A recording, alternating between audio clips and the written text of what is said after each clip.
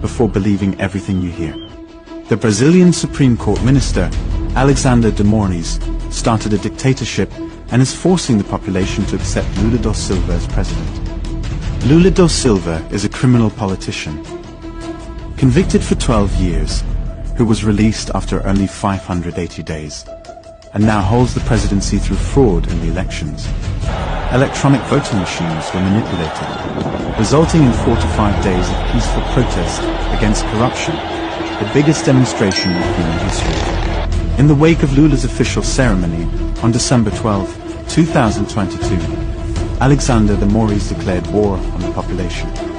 In fact, the dictator minister aligned with organized crime has ordered the arrest of all indigenous people criticizing his abuse of power. 7 indigenous tribes in Brazil claimed their voting machines returned 0 votes to their candidates, and they are being arrested for questioning these counts.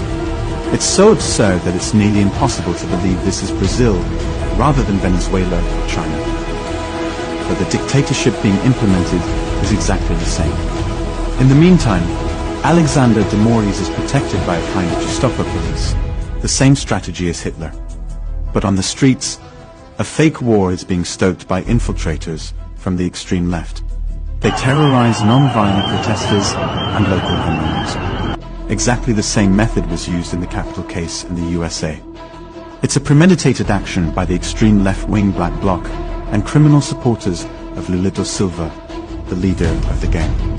Extreme left-wing terrorists burn cars and intimidate people who criticize or film their actions. They carry tools and gasoline inside their bags and wear masks to hide their faces. There is no doubt that these are not Brazilian patriots fighting corruption. Their 4 to 5 day protest was peaceful, without violence, without crimes, and there wasn't a drop of rubbish on the ground. This was a very badly organized attempt to manipulate public opinion by the extreme left. They'll have to create another theater scene because this one didn't work. They are trying to paint those fighting against criminal politicians as violent and criminal.